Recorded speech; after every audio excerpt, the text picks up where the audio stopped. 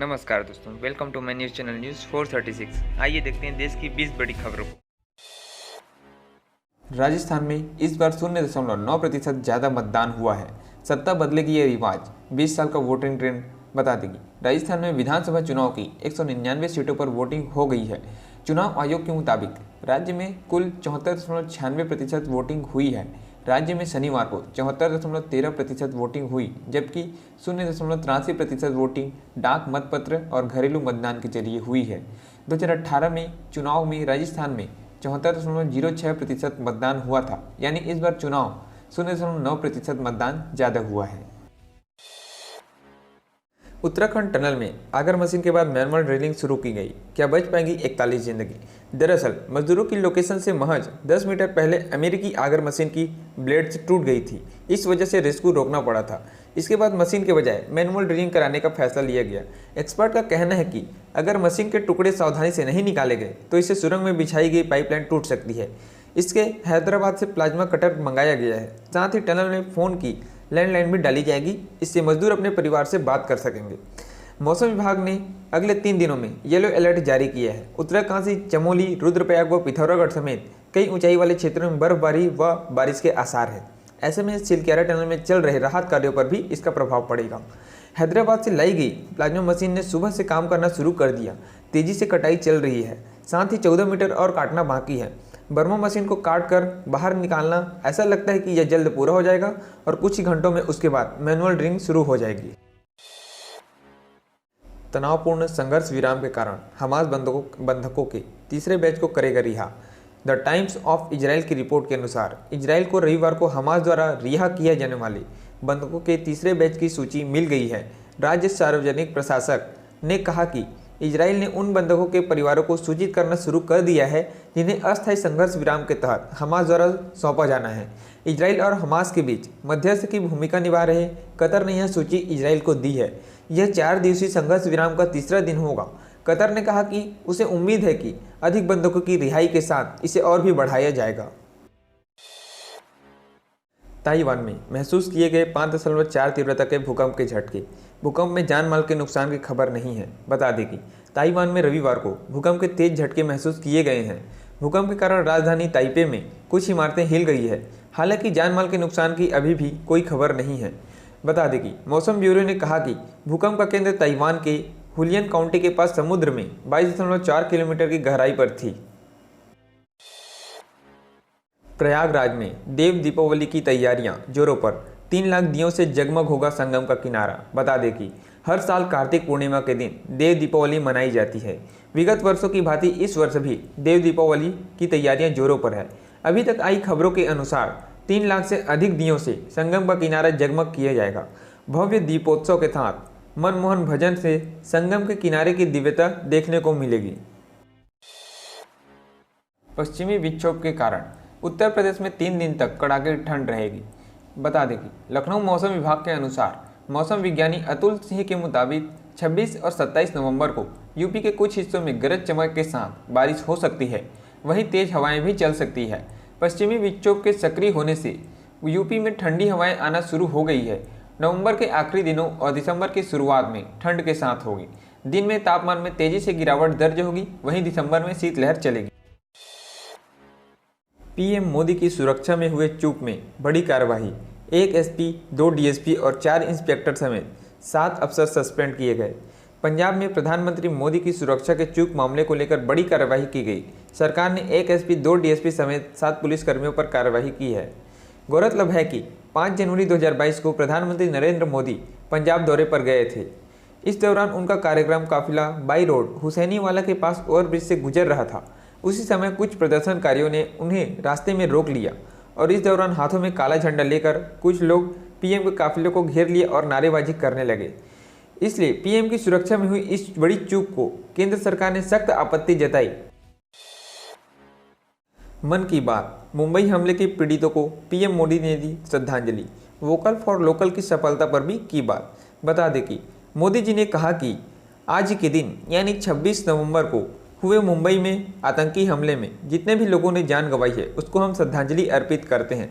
साथ ही हम इस दिन को कभी नहीं भूलेंगे। साथ ही मोदी जी ने मन की बात की 127वीं कड़ी में अपने विचार साझा करते हुए देशवासियों से लोकल फॉर वोकल अभियान को सिर्फ त्योहारों तक ही सीमित न रखने की अपील की है और उन्हें आग्रह किया है कि उन्हें शादी के मौसम में भी स्थानीय उत्पादों को महत्व देना चाहिए। साथ ही मोदी जी ने कहा कि कभी वैश्विक अर्थव्यवस्था में उतार चढ़ाव आता है तो वोकल फॉर लोकल का ही मंत्र हमारी अर्थव्यवस्था को, संस्कृति को संरक्षित करता है।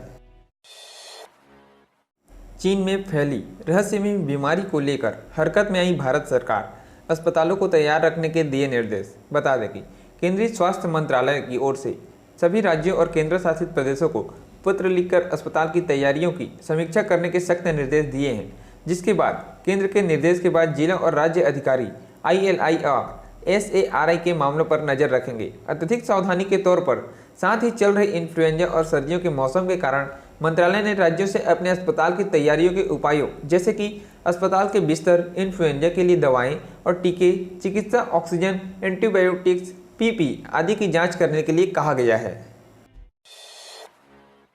अगले 72 घंटे इन 13 राज्यों में आंधी बारिश को लेकर अलर्ट जारी। राजस्थान समेत कई राज्यों में बदला मौसम का मिजाज। बता दें कि जिन राज्यों को लेकर बारिश को अलर्ट जारी किया गया है उनमें उत्तराखंड, हिमाचल, लद्दाख, जम्मू कश्मीर, गोवा, कोंकण, मध्य महाराष्ट्र, अंडमान निकोबार, केरल, कर्नाटक, तमिलनाडु, आंध्र प्रदेश व तेलंगाना है। साथ ही 27 नवंबर को गुजरात में तथा 26 से 28 नवंबर तक मराठवाड़ा में बारिश की प्रबल संभावना है। वहीं अगले 24 घंटे में महाराष्ट्र और राजस्थान के कई इलाकों में बूंदाबांदी के आसार हैं तथा मौसम कार्यालय ने इसके पीछे की वजह पश्चिमी विक्षोभ को बताया है। बिक्री बढ़ाने के लिए टेस्ला ने 6 महीनों तक मुफ्त सुपर चार्जिंग की पेशकश शुरू की है।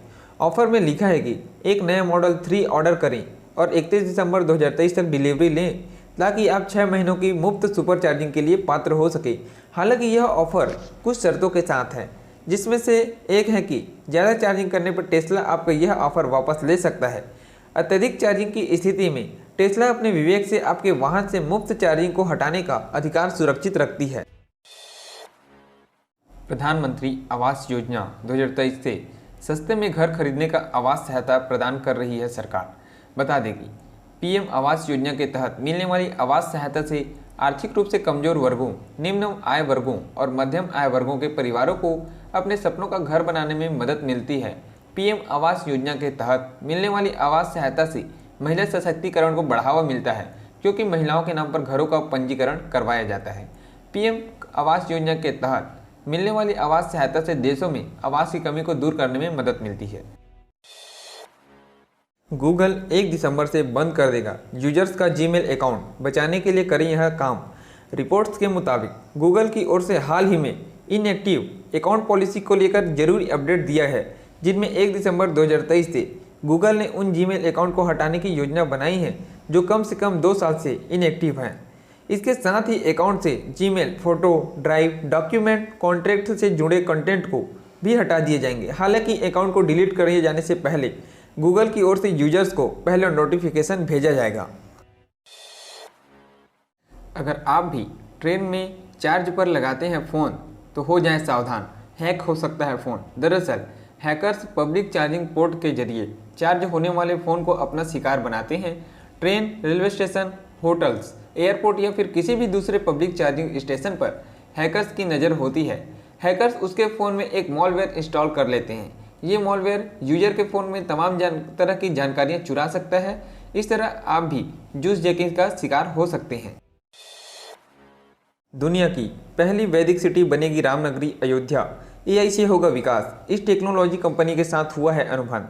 बता दें कि उत्तर प्रदेश की पवित्र नगरी रामनगरी अयोध्या 25 जनवरी 2024 को भगवान रामलला के अभिषेक के लिए व्यापक तैयारियों से गुजर रही है। योगी आदित्यनाथ के नेतृत्व में होने वाली राज्य सरकार शहर के विकास को बढ़ावा देने के लिए विभिन्न पहलों पर सक्रिय रूप से काम कर रही है। विशेष रूप से उन्नत AI प्रौद्योगिकी की सहायता से अयोध्या को देश के पहले वैदिक आत्मनिर्भर शहर में बदलने की तैयारियां की जा रही है। रेल यात्रियों की फिर से बढ़ने वाली है टेंशन। इस महीने 22 दिनों तक रद्द रहेगी यह ट्रेनें। बता दें कि रेलवे प्रशासन द्वारा अधोसंरचना विकास के लिए उत्तर मध्य रेलवे के आगरा रेल मंडल के पल्लव मथुरा सेक्शन में मथुरा यार्ड का आधुनिकीकरण का कार्य किया जाना है। यह कार्य 27 नवंबर से 23 मार्च 2024 तक चलेगी।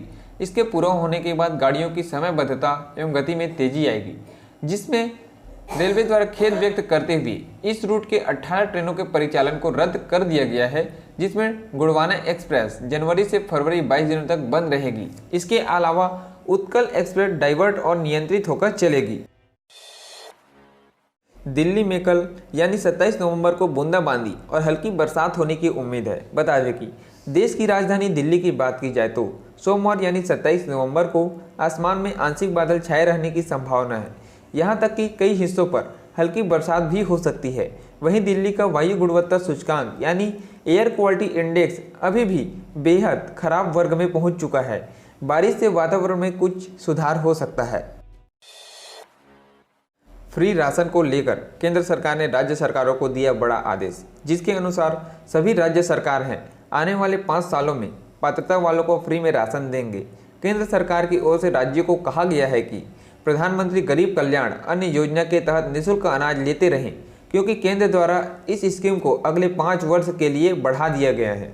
इससे पहले यह योजना आने वाले 31 दिसंबर को समाप्त होने वाली थी।